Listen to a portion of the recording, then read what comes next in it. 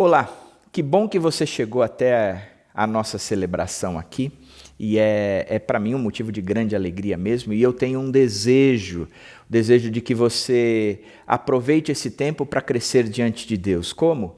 Pegando os cânticos e fazendo dos cânticos a poesia do cântico, a música, a melodia, fazendo de tudo isso uma forma de você comunicar a Deus quem Ele é, o que Ele tem feito, de louvá-lo, de adorá-lo, enfim, que você pegue o cântico e promova essa intimidade com Deus. Que na hora que a gente for estudar a Bíblia, que seja um momento de reflexão mesmo, que a gente se coloque diante de Deus e diante da Bíblia e deixe o Espírito Santo trabalhar na gente, nos levando para onde Deus quer que a gente vá.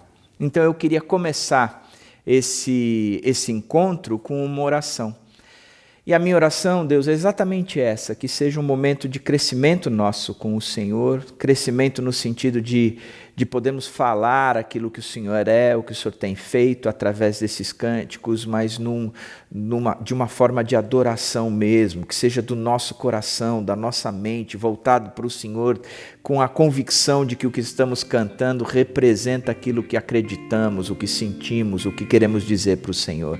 Da mesma forma, quando a gente for refletir em cima da palavra, que seja o contrário, que a gente entenda que é o Senhor falando com a gente, que a Tua palavra revelando conceitos, princípios, valores que precisam ser aplicados na nossa vida para nós nos tornarmos ainda mais parecidos com o Senhor, estarmos mais perto do Senhor. Ou seja, essa celebração serve para nós falarmos para o Senhor e escutarmos do Senhor enquanto o Senhor dirige essa igreja para onde o Senhor quer levar. Abençoa essa celebração. É em nome do Senhor Jesus que eu oro. Amém. Boa celebração aí, gente. Olá, igreja. Queremos convidar vocês para adorar a Deus com a gente nesse dia. Então vamos junto, vamos participar dessa celebração, tá bom? Que Deus possa visitar você aí na sua casa, onde quer que você estiver. Então vamos cantar junto, vamos soltar a nossa voz. Vamos juntos neste dia, vamos lá.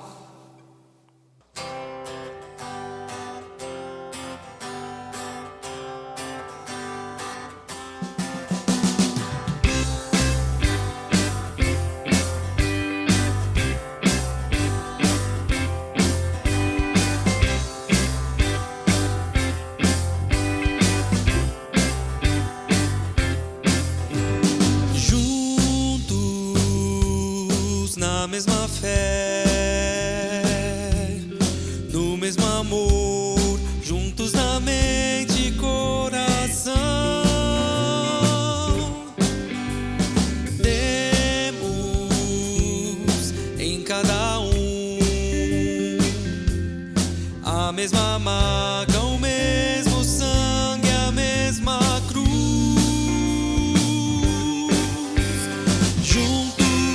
Somos um corpo em Cristo, juntos somos um corpo vivo, corpo que adora e que serve, corpo que chora e se alegra, corpo que bate e rebate as cargas do irmão, cordas que foram partidas podem de novo soar.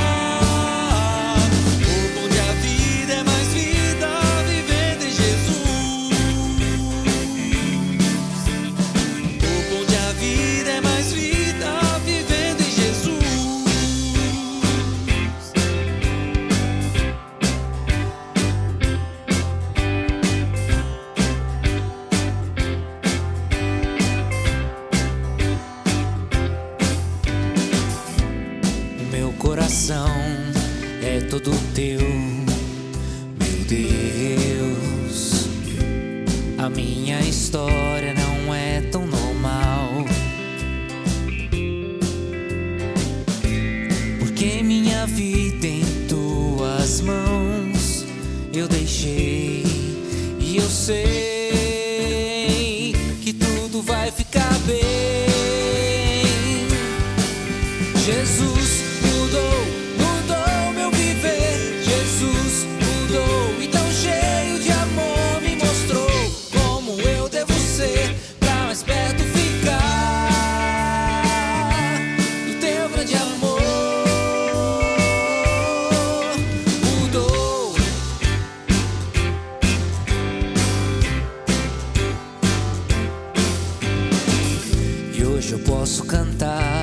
pois tenho o teu perdão. Foi teu sangue na cruz que me restaurou. E todo dia tua palavra viverei, pois eu sei que tudo vai ficar bem. Jesus mudou meu viver. Jesus mudou, então cheio de amor me mostrou como eu devo ser pra mais perto ficar do teu grande amor. Mudou, Jesus mudou.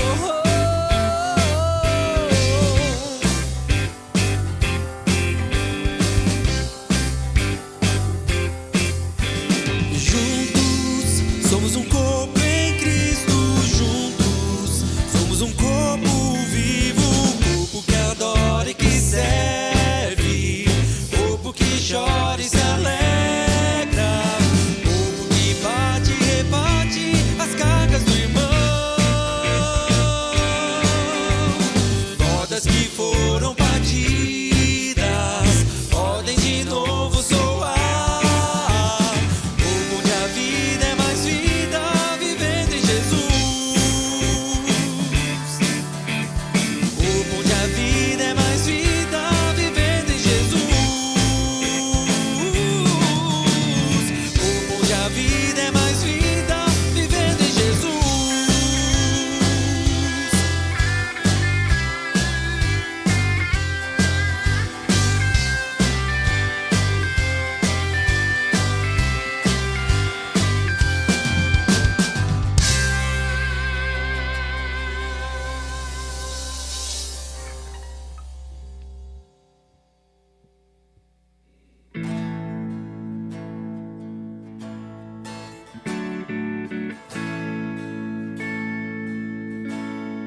No mundo busquei,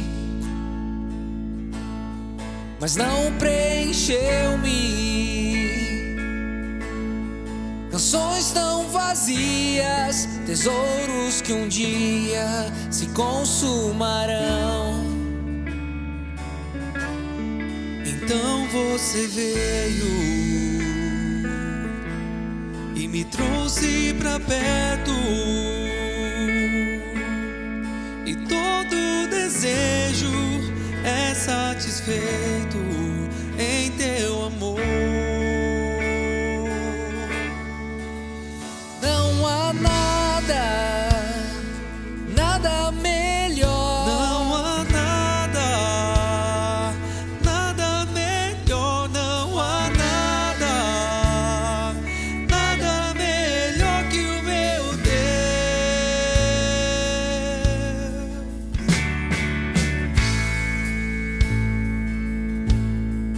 Não tenho medo de expor minhas fraquezas, defeitos e falhas. Não vou esconder, um amigo encontrei. O Deus das montanhas é o Deus dos vales, e não há lugar graça não possa me achar. Não há nada melhor. Não há nada melhor. Não há nada melhor que o meu Deus. Não há nada melhor, não há nada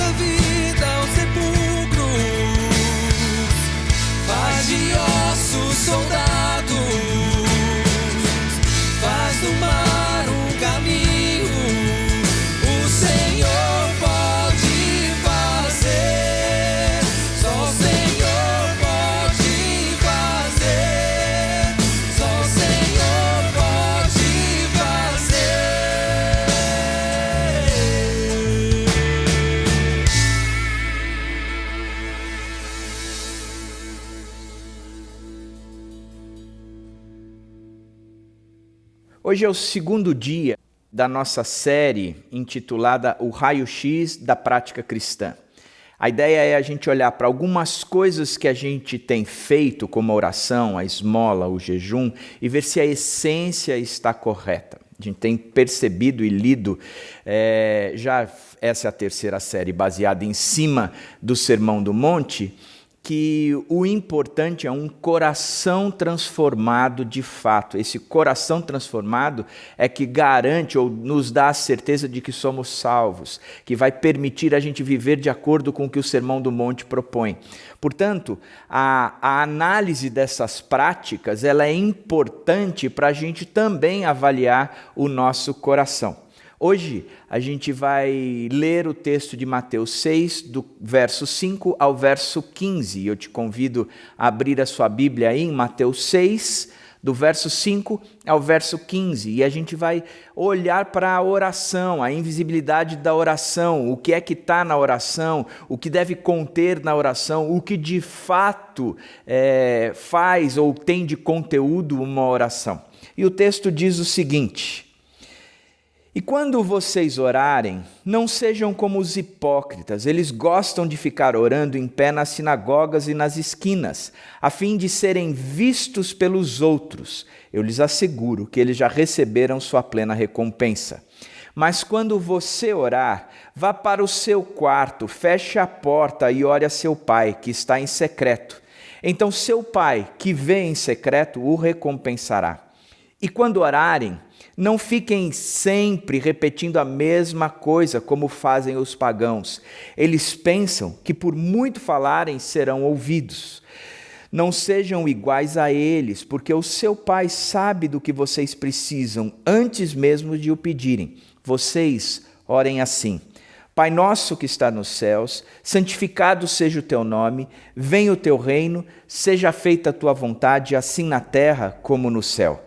Dá-nos hoje o nosso pão de cada dia. Perdoa as nossas dívidas, assim como perdoamos os nossos devedores. E não nos deixe cair em tentação, mas livra-nos do mal, porque teu é o reino, o poder e a glória para sempre. Amém. Pois se perdoarem as ofensas uns dos outros, o Pai Celestial também lhes perdoará. Mas se não perdoarem uns aos outros, o Pai Celestial não lhes perdoará as ofensas. Queria olhar para esse texto e a gente ir por partes, tirando princípios, valores, lições que podem e devem ser aplicadas à nossa vida, quando o conceito é oração. Então vamos olhar para esse texto e entender o que Jesus Cristo nos ensinou a respeito da oração. O texto começa trabalhando um conceito de equilíbrio. Eu sei que o Israel falou disso, ou a respeito disso, na semana passada.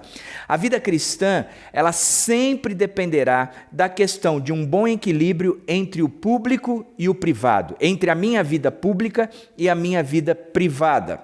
O texto, ele trabalha o seguinte: assim brilha a luz de vocês diante dos homens, para que vejam as suas boas obras. O início dos nossos ensinamentos ou das nossas reflexões em cima do Sermão do Monte trouxe esse texto de Mateus 5,16, aonde ele aponta que a nossa luz deve ser brilhada, que nós temos algo a fazer, e o que nós vamos fazer promoverá ou será visto pelos outros, para que vejam as suas boas obras. Ou seja, o ensinamento de Jesus é que aquilo que a gente faz, ele deve ser visto. Mas também Jesus ensina uma outra coisa. No capítulo 6, no verso 1, que o Israel trabalhou na semana passada, quando ele diz: tenham o cuidado de não praticar suas obras de justiça diante dos outros para serem vistos por ela. Ou seja, parece que existe uma contradição, parece que há um ensino antagônico ao outro. No primeiro, no capítulo 5, no verso 16, ele diz: o que vocês vão fazer, vocês devem fazer para que os outros vejam. E depois ele apresenta aqui no capítulo 6, logo no primeiro verso, que o que nós fazemos não deve ser feito para que os outros vejam. Puxa vida, então como é que funciona isso? Funciona dessa forma mesmo. A gente faz para que os outros vejam, enquanto a gente faz para que também os outros não vejam. E eu vou explicar um pouco melhor isso, mas aplicando a oração, o texto também trabalha desse sentido. Quando ele diz, mas quando você orar, vá para o seu quarto, feche a porta e ore a seu pai que está em secreto. Parece que Jesus está trazendo um conceito dizendo o seguinte, escuta, o importante é você dar uma olhada na sua vida privada, e a oração faz parte da sua vida privada. Quando você orar, vá para o seu quarto, feche a porta e ore. Mas de forma nenhuma, esse foi um ensino de Jesus, onde ele estabelece o conceito de que a única forma certa que existe é a oração privada. É aquela que você vai se trancar no quarto e você vai fazer essa oração a Deus e ele vai te ouvir ali. Essa é a única condição. Não, ele ensina a oração privada, mas ele também traz o conceito da oração pública. Quando ele fala a respeito da oração, quando ele apresenta um modelo da oração, ele diz, vocês orem assim. Então ele traz o conceito já para o plural, vocês orem assim. Não é mais você vai orar trancado dentro do seu quarto, mas vocês vão orar assim, e a oração ela é trabalhada no contexto de uma comunidade. Pai nosso que estás nos céus, e ele traz o conceito de que, olha, o Pai é nosso e as necessidades serão supridas por nós. O pão nosso de cada dia nos dai hoje, ou seja, ele supre a todos nós. Aquilo que eu recebo não é meu, mas é meu também para suprir os outros, e a recíproca verdadeira. Que o perdão, ele é experimentado na comunidade como um todo. Perdoa as nossas dívidas, assim como perdoamos aos nossos devedores, e que a tentação ela é vencida no contexto de comunidade, e não nos deixe cair em tentação, mas livra-nos do mal. Ou seja, ele apresenta um equilíbrio que a vida cristã sempre dependerá da questão deste bom equilíbrio entre a vida privada e a vida pública. Eu vou fazer coisas e o que eu farei os outros verão, mas também farei coisas para que ninguém veja. Da mesma forma como eu vou orar no meu particular, mas também vou orar na vida privada. Jesus ensinou a oração do Pai Nosso.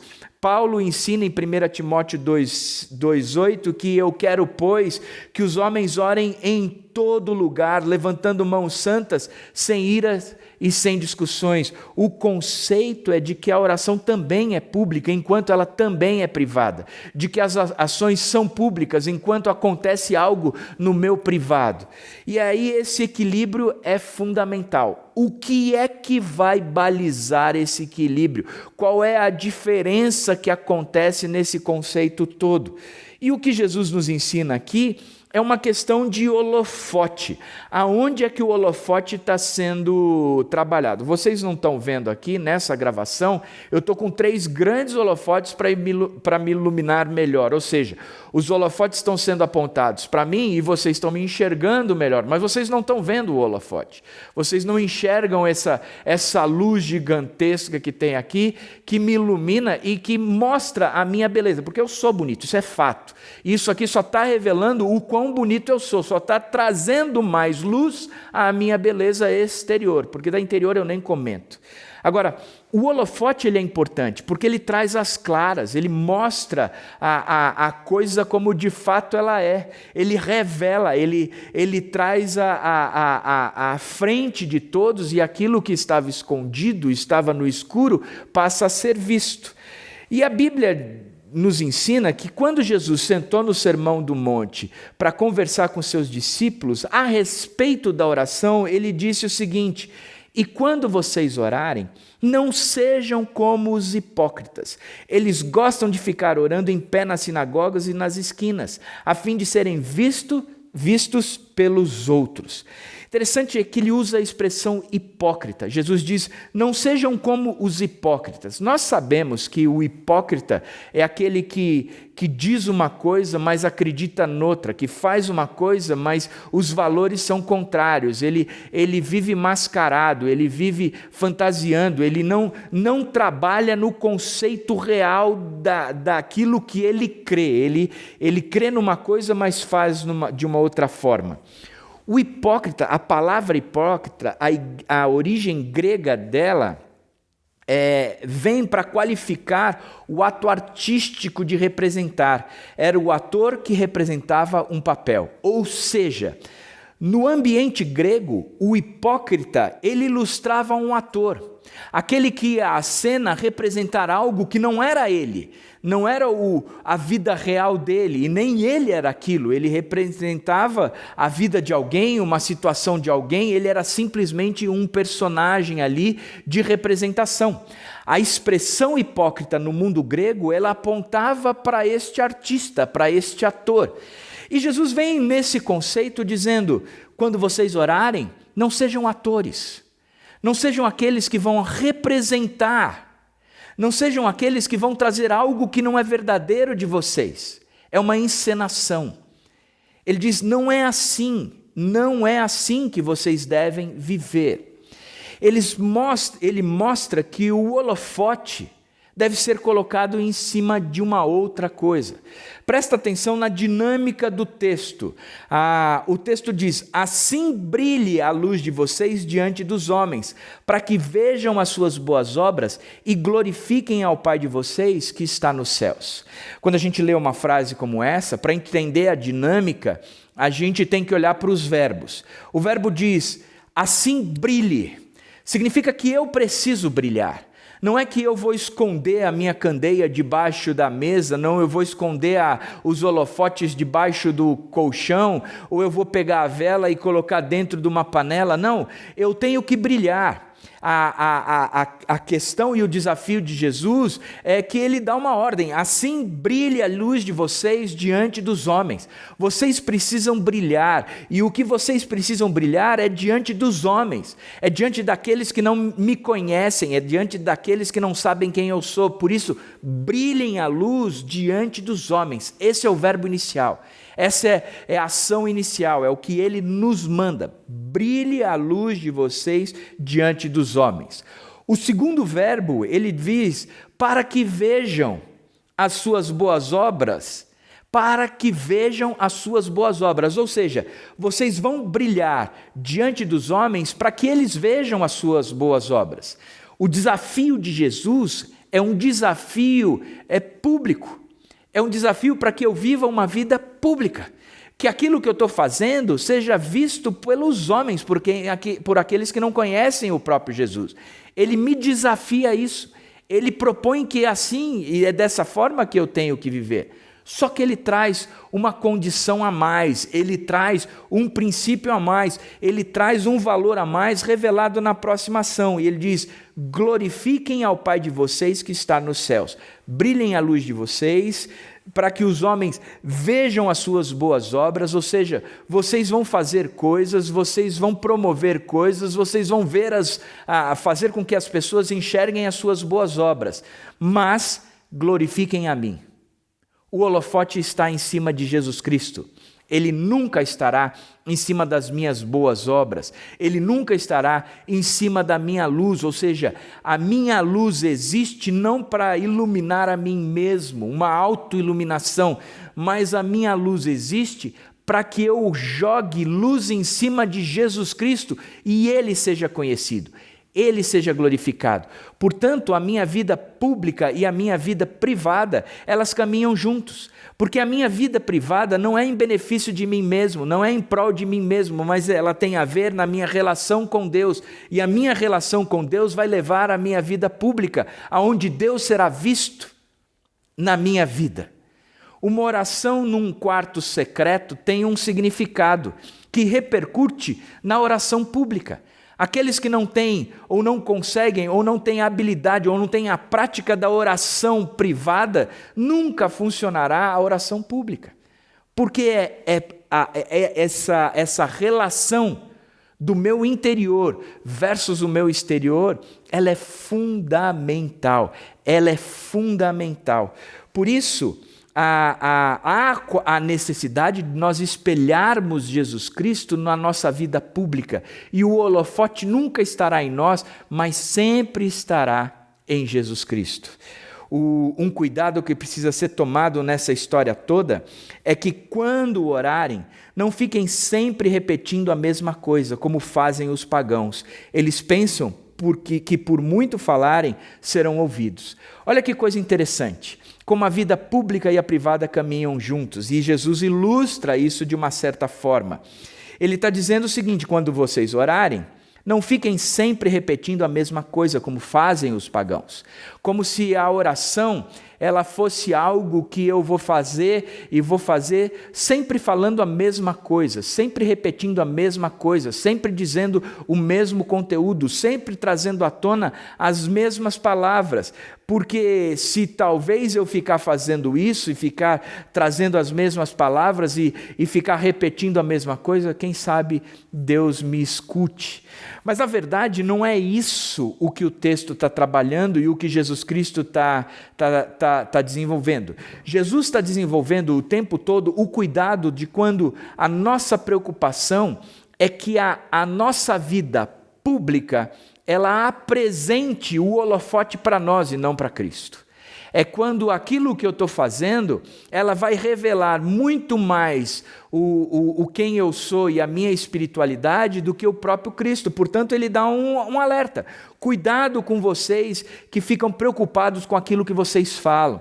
Cuidado vocês que ficam o tempo todo só olhando ou prestando atenção naquilo que vocês vão falar, sem prestar atenção na essência, com quem vocês vão falar. Essa é a grande preocupação de Jesus. E nós temos o costume de que as nossas orações, elas são impulsionadas pela beleza das palavras.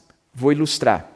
Nós estamos num pequeno grupo, e aí o líder do pequeno grupo diz: nós vamos orar agora, e é um momento onde todos vão orar.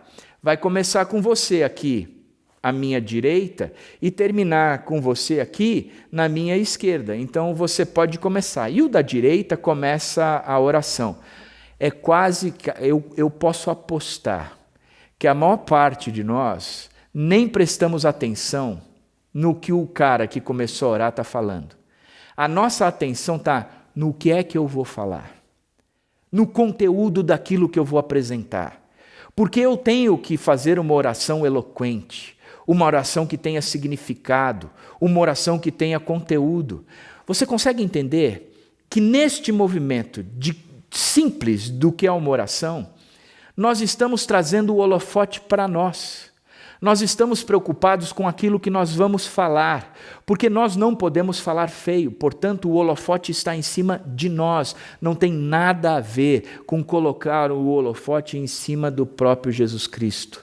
Ele não se preocupa com a palavra, ele não se preocupa com aquilo que eu digo, ele não está nem aí para se eu estou falando bonito com um português bem conjugado e seja lá o que for. A preocupação de Jesus Cristo é se você entendeu que você está na presença dele e é com ele que você está falando. Se isso tem sentido e significado para você, isso vai refletir na sua vida pública. E quando orarem, não fiquem sempre repetindo a mesma coisa como fazem os pagãos, aqueles que não pertencem ao povo. Eles pensam que por muito falarem, pela quantidade de fala, pela grandiosidade da fala, pelo tamanho da fala, eles serão ouvidos. E não tem nada a ver com isso. Portanto, a vida cristã sempre dependerá da relação de quem está no palco versus quem está na plateia. E quem está no palco sempre tem que ser Jesus Cristo. E nós, que somos holofote, que jogamos a nossa luz para cima de Jesus Cristo, por intermédio de tudo aquilo que fazemos, seja a esmola, como nós vimos semana passada, seja na oração, tudo o que fazemos será feito para iluminar, para engrandecer, para glorificar a Jesus Cristo. Essa tem que ser a nossa grande, grande motivação. Por isso, o que o texto nos mostra tem muito a ver com o propósito. A vida cristã sempre dependerá da conscientização de que ela é um relacionamento com Deus. A vida cristã, ela é um relacionamento com Deus. Presta atenção o que o texto do capítulo 16 aqui está escrito errado, é Mateus 6, 16. Mas quando você orar, vá para o seu quarto, feche a porta e ore a seu pai que está em secreto. Então seu pai, que vem em secreto, o recompensará. Ele traz um propósito. Muitas vezes a gente acha que quando a gente lê isso, é que eu tenho que ir para o quarto e eu fechar a minha porta. Eu estou muito mais preocupado com a forma. Mas Deus não está preocupado com a forma. Jesus, está nos ensinando a respeito da essência, do conteúdo, e não com a forma. O importante do ensino aqui não é que eu tenho que me trancar no quarto e só a oração do quarto é que fará sentido. Isso não é verdade, porque logo depois ele ensina a oração do Pai Nosso, que é uma oração comunitária, e o Novo Testamento inteiro é repleto de orações comunitárias, da mesma forma como Jesus fez orações comunitárias, agradecendo o pão, agradecendo o cálice, como ele também fez orações no secreto, como ele se afastava e ia sozinho orar e desafiava os seus discípulos que fizessem o mesmo. Ou seja, existe um movimento público e privado. E o que Jesus está fazendo aqui não está necessariamente ensinando a forma, mas ele está ensinando a essência. E vamos olhar o que se trata dessa essência toda. Primeiro ele está dizendo, quando você orar, vá para o seu quarto, feche a porta e ore a seu pai que está em secreto. Então seu pai que vem em secreto o recompensará. 4 princípios que estão dentro desse movimento todo. O primeiro movimento é o quarto secreto, é o lugar de encontro. Quando você orar, vá para o seu quarto, feche a porta e ore a seu pai. Vá para o seu quarto e ore a seu pai que está em secreto. Vá para o seu quarto e ore a seu pai que está em secreto. A palavra quarto aqui, tameion, ela significa a sala de depósito onde podiam guardar-se os tesouros. A implicação daqui é que eu vou para um lugar onde os tesouros estão guardados. Eu vou para um lugar onde existem tesouros à minha espera. Existem coisas valiosas que estão à minha espera. Ele não está focado necessariamente no quarto lugar onde eu durmo, mas ele está focado num lugar onde eu encontro um tesouro, o lugar onde eu sou ali, eu desfruto de toda a riqueza do palácio, porque é o lugar onde os tesouros são guardados. Portanto, ele diz que nós temos que ir para este lugar, vá para o seu quarto. E ali você vai em secreto encontrar este tesouro, ou este Deus que te ouve em secreto. Vá para o seu quarto. A segunda característica que ele apresenta é que ele propõe que vá para o seu quarto e feche a porta. Ele estabelece um movimento, escuta, você entra lá e fecha a porta. E ele não está dizendo literalmente que eu só posso orar quando eu entro no meu quarto e eu fecho a porta. O meu quarto é dividido com a minha esposa. Às vezes eu consigo ficar sozinho dentro do quarto, às vezes não. O meu próprio quarto, o escritório da Dani fica ali dentro, quer dizer, ela trabalha ali dentro, ela estuda ali dentro. É difícil eu ter o lugar onde eu vou ter a minha privacidade dentro do meu quarto. Mas eu tenho um espaço, um lugar onde eu encontro os tesouros que pertencentes ao reino dos céus. Eu tenho um lugar privado onde eu vou e ali existe ali uma abstração de toda distração e de toda perturbação. Porque o lugar secreto, este quarto, ele vai me isentar de qualquer distração. E quais são essas distrações? As distrações externas. Eu estou querendo orar e tem gente passando, tem gente conversando, tem gente assistindo série, tem gente falando, tem gente cozinhando. Eu vou para aquele lugar onde os meus tumultos interiores, os meus barulhos interiores falam mais alto. Ele está dizendo, escuta, você vai lá e fecha toda e qualquer distração, toda e qualquer perturbação, você põe de lado, você não vai ficar mais ouvindo essas coisas, porque é este o lugar que você tem que encontrar o próprio Deus. E ele não está propondo um lugar específico, mas ele está falando de uma essência. A essência do lugar onde não tem mais nada a não ser eu e Deus. A essência do lugar onde nada mais entra e atrapalha, porque ali só há eu e Deus. Nada derruba tanto uma oração como a distração. Nada derruba tanto uma oração como a distração, a incapacidade de perceber a presença de Deus. Porque é ali, neste lugar secreto, que eu me encontro com Deus. É o lugar onde os tesouros do reino de Deus estão guardados. É neste lugar que nada atrapalha, rouba a cena, ou rouba a minha atenção, ou traz um tumulto que impeça de eu perceber a presença de Deus. Terceiro movimento que esse texto nos mostra é que Deus passa a ser o centro. Portanto, se não tem nada me distraindo, eu só estou ali na presença de Deus e Ele é o centro. O texto diz, mas quando você orar, vá para o seu quarto, feche a porta e ore a seu pai que está em secreto. Ore a seu pai. Significa que ali eu vou purificar as minhas motivações, ali neste lugar eu vou trabalhar todo o conceito de que o holofote está neste Deus. Eu vou olhar simplesmente para Ele. Eu passo a enxergar que Deus passa a ser o centro. O que há de melhor neste lugar não são as respostas da minha oração e nem o que eu vou conquistar porque eu perseverei na oração. O que há de melhor, o que há de mais puro, o que há de mais rico, o que há de maior valor neste lugar é o próprio Deus. Eu não faço um encontro de 20 dias de oração para alcançar algo. Eu faço um encontro de oração porque neste encontro eu me encontro com Deus. Ele é o ser, o Pai que me ouve. É o que eu quero alcançar. O Pai que me abençoa é o que eu quero alcançar. O Pai que está comigo é o que eu quero alcançar. Eu não quero nada mais além do que o próprio Pai. O Abba Pai, o Paizinho. Ele é o foco, Ele é a essência, Ele é o conteúdo da minha oração. Portanto, o quarto motivo, ou o quarto movimento, ele é lógico, porque a recompensa é o próprio Deus. O texto diz o seguinte, então seu Pai, que vê em secreto, te recompensará. A recompensa não é o que Ele vai me dar, mas é Ele que me vê, é aquele que me enxerga. Aquele que para o que está fazendo para me ouvir.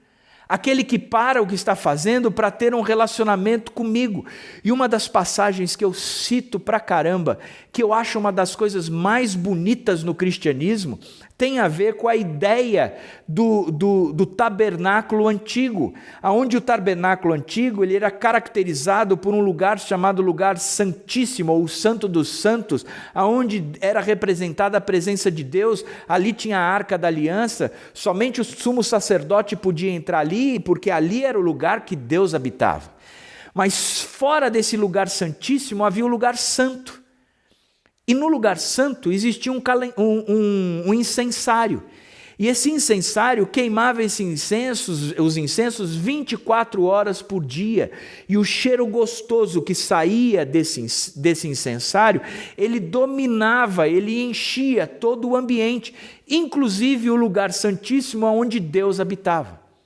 Quando a gente chega no Novo Testamento, no último capítulo, a partir do capítulo 5, no último livro, a partir do capítulo 5, João tem uma visão futurística da onde Deus estará, e diz que ele viu Deus sentado no trono, e existiam anciãos por volta de Deus, e esses anciãos seguravam os incensários, que subia a fumaça, e ele diz que eram as orações dos justos. Olhando para o Velho Testamento, o lugar santíssimo era encharcado pelo cheiro daquilo que saía dos incensos queimados no incensário. No Novo Testamento, o lugar onde Deus habita era inundado pelo cheiro dos incensos queimados por aqueles anciãos. Mas esse cheiro representa as orações dos justos. Deus habita num lugar onde as orações dos justos inundam o espaço inteiro, dominam o ar. tomam o ar que Deus respira por intermédio dessas orações. Não é nada mais além do que o que Deus gosta mesmo, que inunda o seu trono, que traz significado para a sua existência. É que é um Deus que se relaciona com aquele que é seu filho, nós. A recompensa é o próprio Deus. Tem muita gente que tem adquirido um monte de forma para que tenha recompensa aquilo que ele está pedindo, um carro novo, emprego, a solução do casamento, uma série de outras coisas. A gente tem que buscar a Deus por causa de Deus, e Ele nos faz enfrentar qualquer situação, mesmo que eu não tenha um carro novo, mesmo que eu não tenha um emprego. Não significa que se eu buscar a Deus, eu vou obter esse emprego. Eu vou buscar a Deus e o que eu vou obter é o próprio Deus, e isso me basta. Foi a palavra do próprio Deus para Paulo, quando ele quis mudar uma situação, e Deus disse para Paulo: não, a minha graça te basta. O que eu sou te basta. O que eu tenho te basta. O que você precisa sou eu. A minha graça te basta. Você não precisa de mais nada além de mim mesmo. E a oração vai me levar a este lugar secreto, aonde eu vou conhecer o próprio Deus, o coração de Deus, e experimentá-lo na sua integridade. O lugar secreto, essa sala de depósito onde os tesouros são guardados, é o lugar onde Deus se manifesta. É na oração sincera que você conhece Deus, que você é acolhido como filho que pode conversar com o seu pai. É lá que você experimenta o amor de Deus, porque é onde o Espírito testifica com o meu espírito que eu sou o seu filho. Ele refrigera a minha alma, me dando uma paz que excede todo o entendimento. Por isso, na oração que a ansiedade vai embora. Ele mata a nossa fome porque Ele é o pão da vida, Ele sacia a nossa sede porque Ele é a água viva, Ele nos faz andar de forma que toda a inércia, que toda a imobilização, que todos os problemas que existem na nossa vida se caem, porque Ele é o verbo, Ele é a ação de Deus. É no lugar secreto que eu o conheço de fato.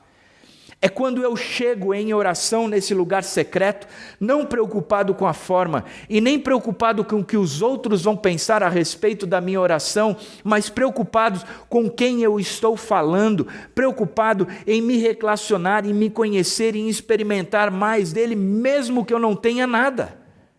É no lugar secreto que a minha intimidade com Deus é desenvolvida. É nesse ambiente com Deus, a partir de Deus, na experiência de vida, de vivência com este Deus, é que a minha vida ganha significado. Portanto, o segredo de tudo isso é que a vida cristã não é um fruto de esforço, mas é de um coração novo. Um coração que não está mais apreendido ou preso, acorrentado às coisas antigas, à natureza humana, que gosta dos holofotes para si, mas é um coração que agora não tem mais a preocupação consigo mesmo, porque agora tudo o que ele cria, todos os seus valores, ele considerou como refúgio, ele deixou para trás, tudo se fez novo, e agora ele chega na presença de Deus sem a preocupação do que os outros vão pensar, de qual é a imagem que eles vão ter a meu respeito. Mas eu chego na presença de Deus simplesmente porque Deus abriu as portas do lugar secreto e permitiu que eu entrasse e ali eu o conhecesse. Mas isso é fruto de um coração desapegado de si mesmo. Por isso que Jesus termina dizendo: pois se perdoarem as ofensas uns dos outros, o Pai Celestial também perdoará vocês.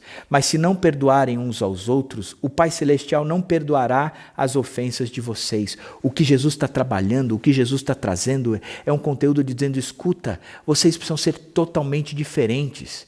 Diferentes onde o coração de vocês não carrega mais julgamento, não olha mais para o outro e trata do outro ou o outro de forma a considerá-lo inferior ou superior a si mesmo. Pouco se importa a relação entre eles, porque o coração foi transformado. Gosto do texto de 1 Coríntios 4, quando Paulo diz, olha, pouco me importa o que vocês pensam ao meu respeito. Na verdade, pouco me importa o que qualquer um pense ao meu respeito e pouco me importa o que eu mesmo pense a meu respeito. Quem me julga é Deus. Eu não tenho mais o holofote em mim e nem tenho mais o holofote nos outros. Hoje o meu holofote está simplesmente no Deus que me ouve.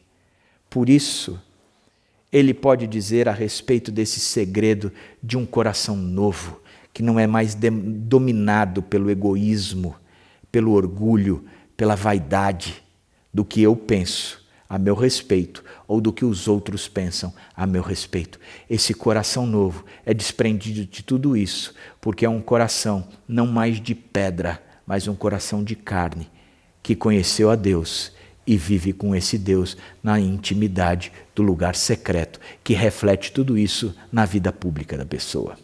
Por isso, eu gosto e tenho trabalhado muito nessa série com os grupos que eu lidero, a respeito do texto de Ezequiel, capítulo 36, verso 26 e 27. Darei a vocês um coração novo e porei um espírito novo em vocês. Tirarei de vocês o coração de pedra e em troca darei um coração de carne. Porei o meu espírito em vocês e os levarei a agir segundo os meus decretos e a obedecer fielmente às minhas leis.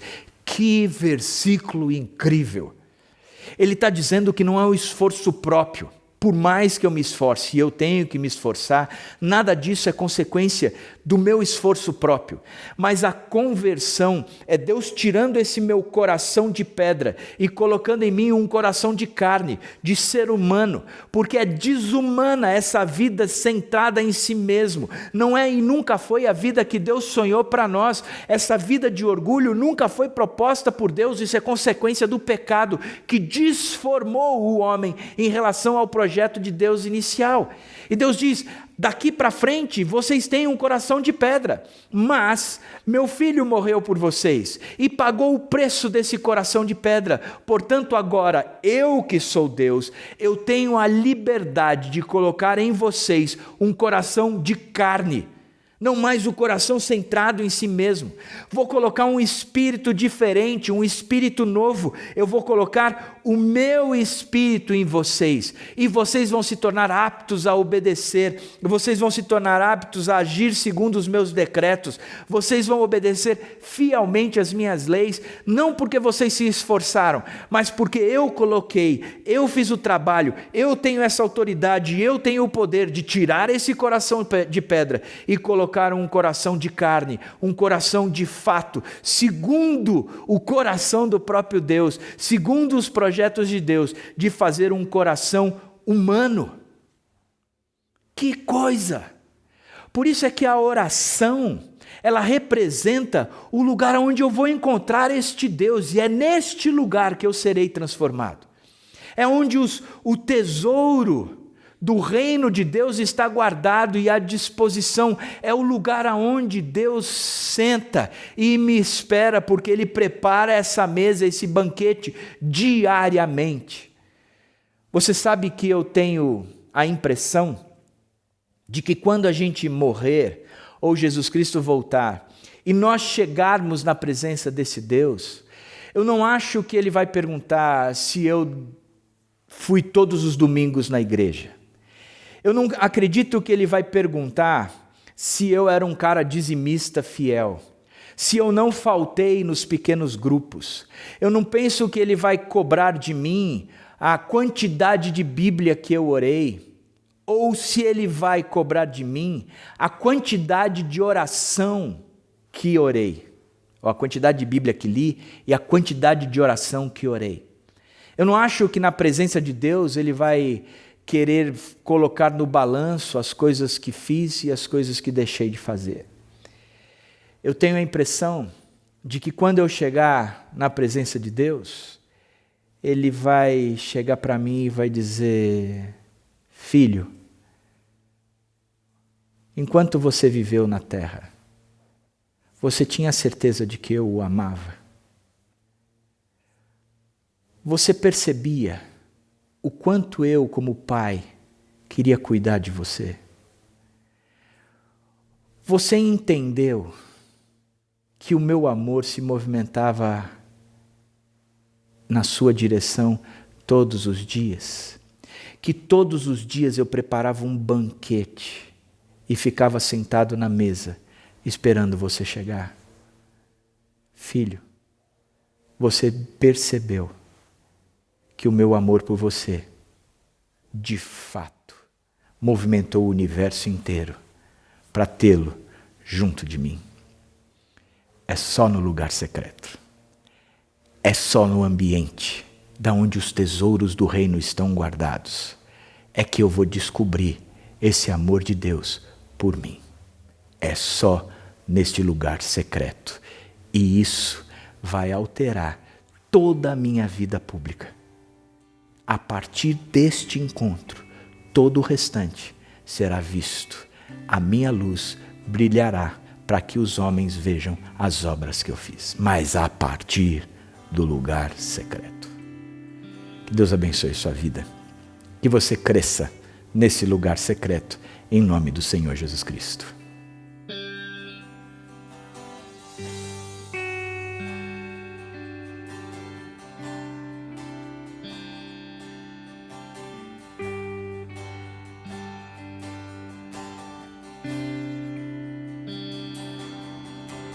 Mais perto quero estar, meu Deus, de ti,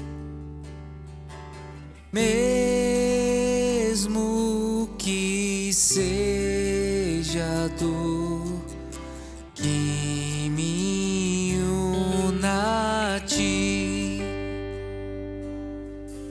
Sempre hei de suplicar, mais perto quero estar, mais perto quero estar, meu Deus, de ti.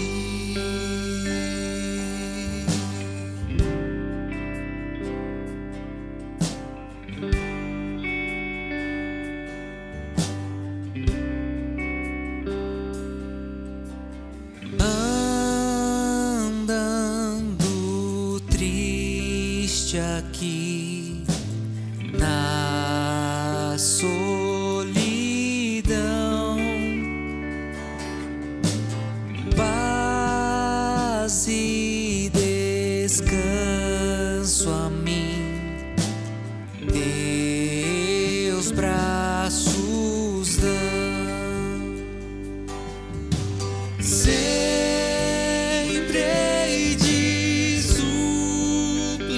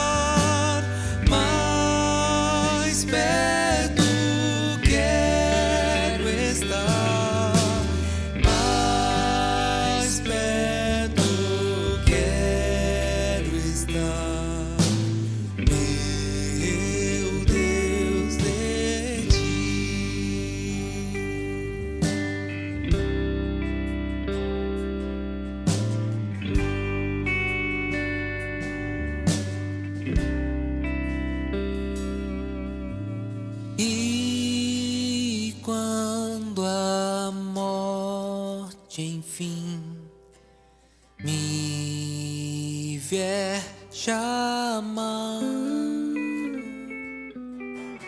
com o Senhor nos céus, irei morar.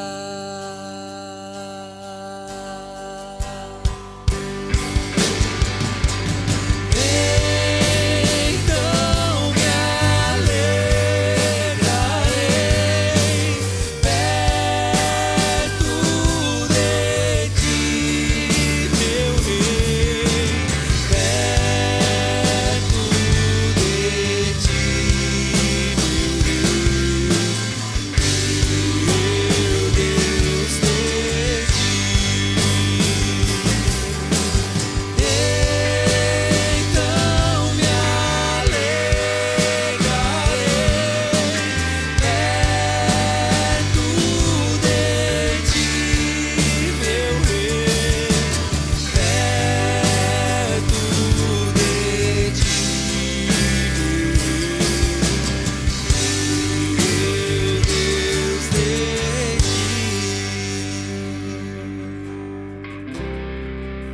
de perto de ti, meu rei, meu Deus, de ti.